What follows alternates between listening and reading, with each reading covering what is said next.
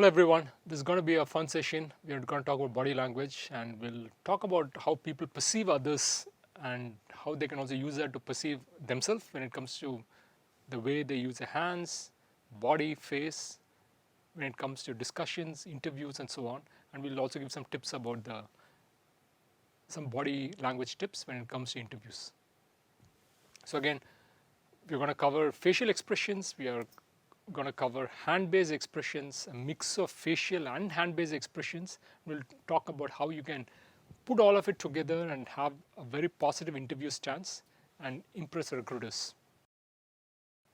First thing, right? So all of us are unconsciously making decisions about other people all the time without us knowing it, right? Right from childhood, when a baby sees a mother for the first time, is trying to read signals from the face, whether a person is happy, unhappy, sad, expectant about other activities. There's just a lot of emotions which are always on our faces. We don't realize it. We do this subconsciously. And I'm going to show a bunch of pictures in terms of asking you to maybe pause, reflect on what the images mean, and then ask yourself, that learning you had, can I maybe apply it to myself in terms of how I come across to people when I have interactions with them, right?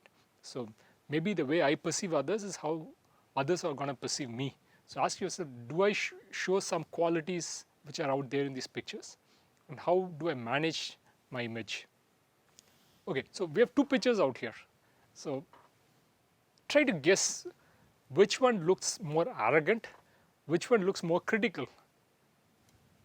You have no idea about this person, you have no idea what the context is, you're just given two pictures. But surprisingly, you will see that you can actually make a lot of judgments about people just by looking at their face. Our mind is making a lot of calculations. In this case, right, it's pretty easy. The answer is simple. Like the person on the left is clearly the arrogant person, right? So what would make you go in that direction? You can see, right, the head is kind of like moved upwards. The eyes are looking downwards. So when somebody is looking top down, maybe they have a supercilious attitude, right? That's really something you're going to look for. The lips are sealed.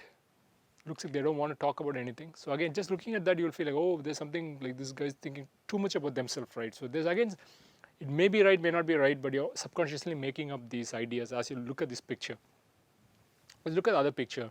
Somebody has their mouth and lips pursed, concentrated at the center. They're kind of staring at something, so that makes it look as if like they're being critical of something, and that entire body language, right, it's kind of turned to one end. It's almost like going on the offense. So you read a lot of body language just by looking at these two pictures, and this is a good sign that the face can often reveal a lot of information about the person, which typically you're not aware of. Let's look at one more category of information you draw from looking at pictures. So by looking at these pictures, try to understand the level of sincerity, right? Which picture would you rate as more sincere? Pause, look at these two pictures and try to think about it, right? Which one looks more sincere to you? And when you have a smile, that really reveals that they have nothing to hide. So a person who doesn't hide something looks way more sincere. So again, looking at this, you can clearly see that like smiles reveal a lot about sincerity. A person who does not smile automatically reveals a very different image. And the way they stare can also reveal a certain image. The way they move their head, the way they move and slant their heads can also show a certain image about themselves. So some can, even though both may represent the same ideas, some can be perceived as being more sincere than the other person just by looking at them and trying to read from their body language. Okay, let's maybe look at a couple of hand movements and try to guess what this means. So there's something called open palm movement, right? So an open palm is pretty much like you're showing your hand to the person in front of you. So for example, if I'm being interviewed and if you are the interviewer, I'm going to show my hands this way. So an open palm means that there's nothing inside my hand. You don't need to worry. Remember, there's an idea of when you meet someone for the first time, you do a handshake. So what is really a handshake is nothing but you're touching your hands in such a way that informing the other person that there's nothing inside your hands. You are not having a weapon with you, right? That's a subconscious meaning of what a handshake is. Likewise, when you show an open palm, it puts the person at the other end at ease. they're going to feel a lot more comfortable because the person is carrying nothing with them. So it's a little bit of a throwback to our Stone Age ancestors. So if someone comes with their hands tight and close to them, it means that they're keeping something to themselves, right? And you are probably very uncomfortable talking to these people. But a person who has an open palm makes it easier for the others to approach them and have a conversation. So an open palm means honesty, it means trustworthiness. So now you look at this raised palm, right? It's not just open palm, but also raised. So why do you raise your hands? When you raise your hands is because you want to draw people in, right? You're asking people to join you. So it's the preachers, the talkers, the people who want to talk to a large audience, right? They move with raised hands. So the more comfortable you are, the more gregarious you are, the more extrovert you are, your hands are going to move a lot more. So if you want to get people involved into something, if you're talking to a larger audience, a raised palm helps you best.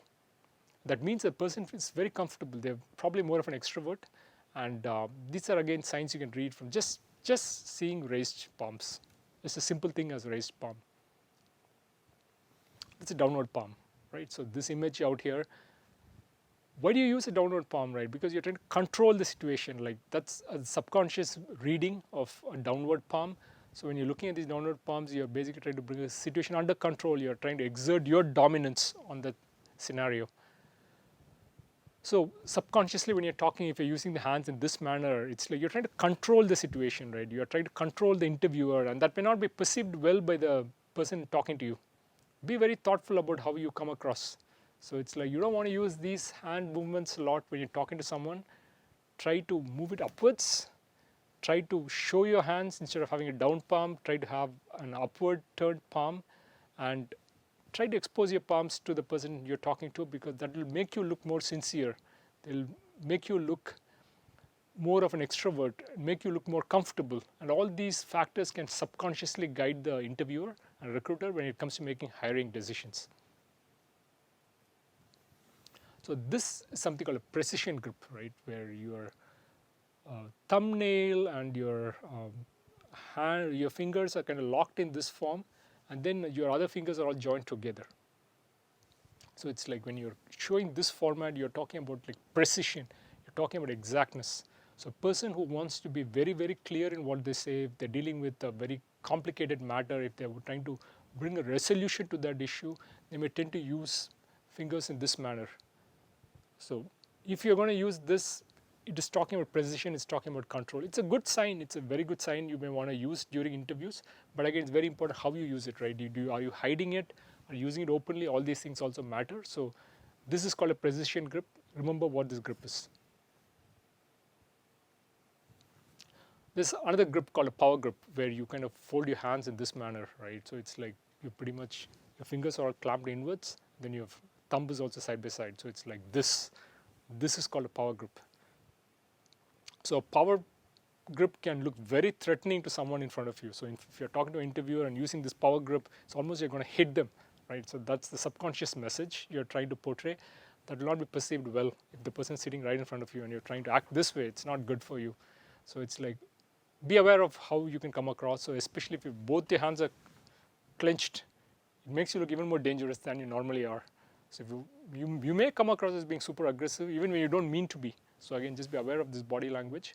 So power grip can mean something, right, but may not be a right position to use in an interview process. It is different, for example, if you're dealing with, say, a union type scenario where you are a manager trying to get control over a scenario, a union labor issue has cropped up and you're trying to solve the problem. Maybe these gestures can help you create an impact with the audience, but it depends on that audience, right?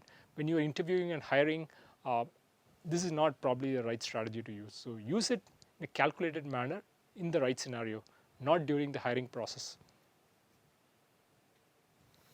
So there's another famous grip, which is the chopping grip.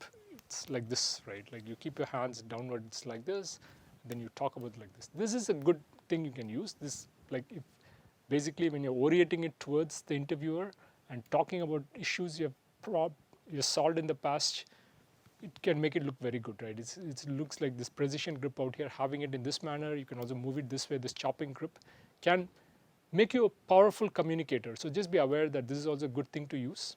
But again, if you're early in your career, I would say that instead of demonstrating control and dominance, I think it's more important for you to look approachable, right? To look sincere. So just having an open palm gesture, moving your hands a little, having the continuous movement can make you look more approachable and also more relatable.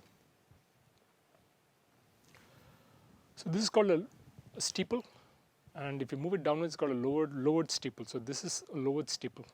So if you use this attitude, it typically means that you're listening to someone. It's not often used in interviews, but if you're using this approach, it basically means that you are listening to the person in front of you. Take them very seriously. So people use this in offices, right? If they're very serious in terms of listening to somebody superior, right? They use this gesture a lot. It means that you're also very much in control. You're not fidgeting with your hands. You're not touching your face, body, and so on, but you're using it in the right way, just listening. So this is very powerful. If, for example, an interviewer asking you questions, you can have this posture. So that's a lowered steeple. Again, we may not have heard these words before, but again, it's, I think, for information that a lowered steeple can make you look like someone who's ready to receive a lot of information. This can present a very positive impression during the interviews. Let's do a combination of hands and face right now. I want you to look at these pictures, not just in terms of hands, but also in terms of like how the face is located, like what gestures do you read on the face, and let's maybe read a little into it. So this way, right, when somebody's touching the heart, it does mean that you're talking from your heart, right? So it's a very genuine gesture. That's what the hand means when you keep your hand here and then talk. It's a heartfelt gesture. It's just symbolic of that word, right? Heartfelt gesture. You're touching your heart with your hands. It's also important what you're doing with your face, right? Like if you have a smile, you can come across as being very communicative, like very approachable, very extrovertish, right? So, and makes you look very genuine. So your hands and your facial gestures both have to match to amplify the impression you create in front of your audience. If you're doing an interview and you're adopting this posture, right, you clamp your hands and you're, for example, you're facing a software engineering interview, you clamp your hands this way, right, tightly, very tightly. Everybody can sense the tension in your hands, right, and then you maybe have a scowling face. That's a very negative approach. If you ever do this in interviews, you have to stop doing it, right? So do not clench your hands. You want to open up your hands. You want to show an open palm to the audience in front of you. That makes them more relaxed. The moment you begin to clench, people get very uncomfortable. They're like, something's wrong, something is uncomfortable in this scenario, right? That's the way they look at it. In addition, your face, like for example, if you have a scowling face, like again, you may come across as not being comfortable in an interview process. If you don't come across as being comfortable, that means that you probably have a set of negative characteristics assigned to you by the evaluator, so you just want to avoid those gestures.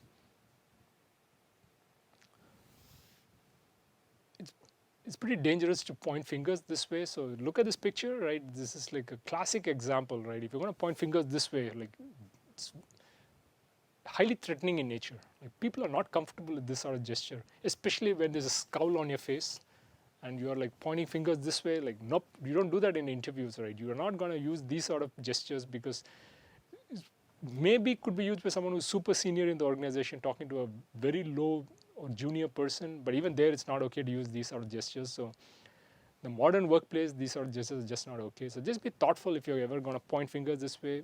Probably not a great gesture to use in interviews.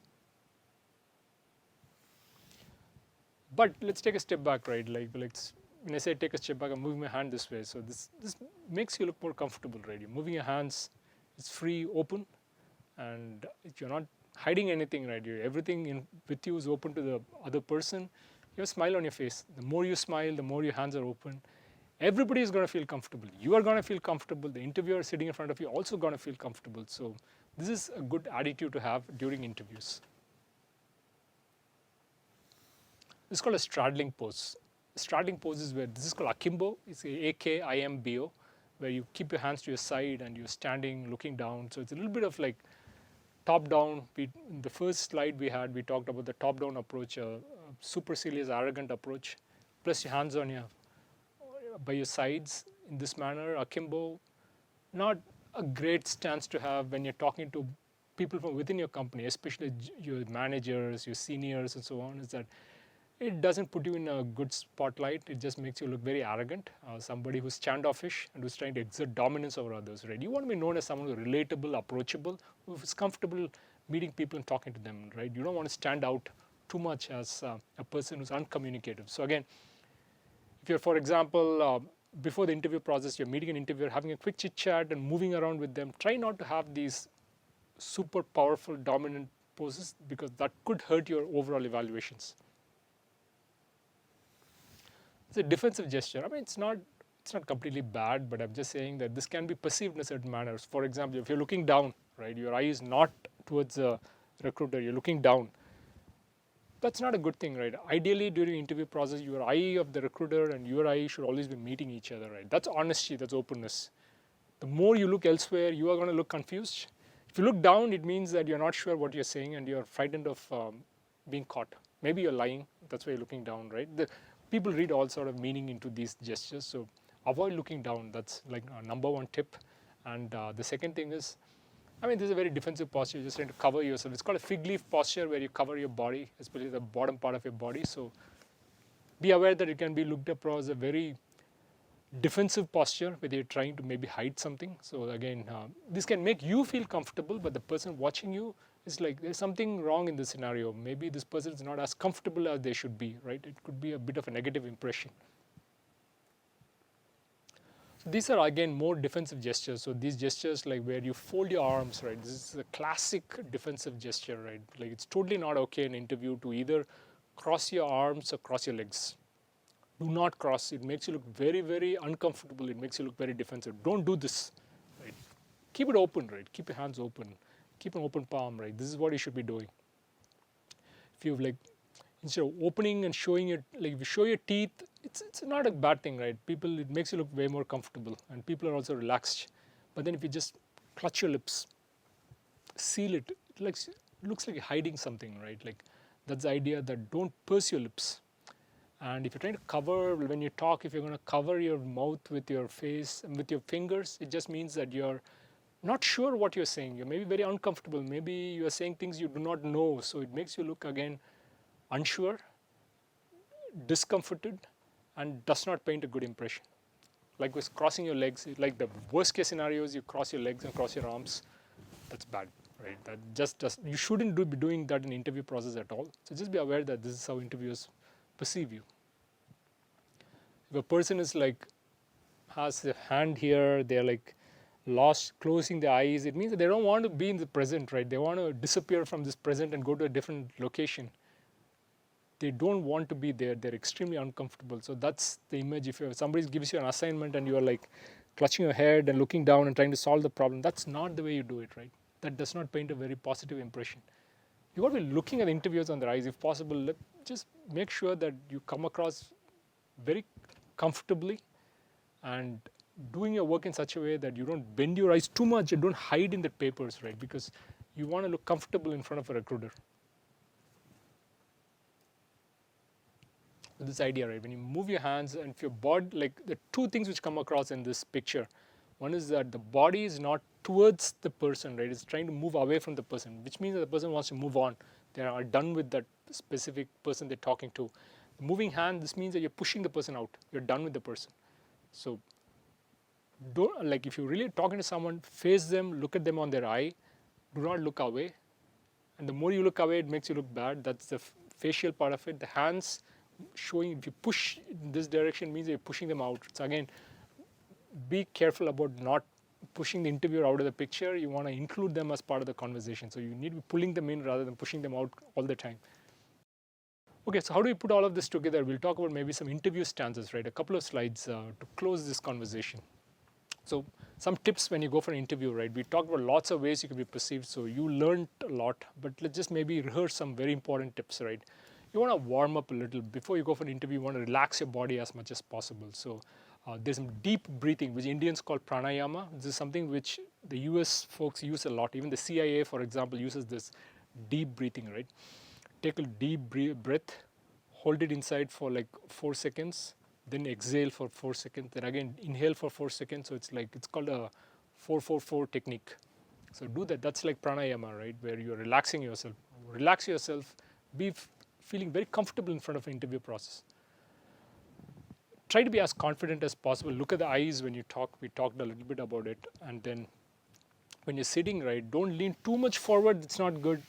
Too much backward, that's also not good, right? You want to be in a place where you're almost at 90 degrees and just maybe move a little bit, like a couple of degrees forward, right? That may make you look a lot more professional, a lot more interested in the conversation. So that's how people perceive you. Move your hands freely. Don't lock your fingers, right? If you lock it, that means that you're feeling uncomfortable. So move it freely. And I would say one good tip is when you leave the room after the interview process, try not to show your back to the interviewer and leave the room. Just face the person and leave the room. I think it leaves a very positive impression. A couple of things which where I've seen a lot of mistakes being made is that, again, people are like clutching their table, they're clutching their hands, legs, so it's like catching it this way, they're catching their fingers, they're catching it this way, hands, wrists, legs, the armchair. Don't clutch, right? That makes you look very uncomfortable. So try to have a fluid motion without clutching anything. Again, don't fiddle with your hair, like you're always like trying to comb your hair. That's not a good idea. And not straighten your hair all the time, not touching your face all the time, right? Try to stay away from these zones, right? Try not to touch the body. Don't go and straighten your clothes. Nobody cares in interview process. Like, the more you avoid touching yourself and the more you focus on the world outside, yes, you can have a very positive impression during the interview process. Okay, so pretty much we come to the end of this session, and you should have learned a lot of tips about body language, and this is going to serve you not just for the present, but also anytime in the future in meetings, interviews, and in the workplace. Cheers, everyone.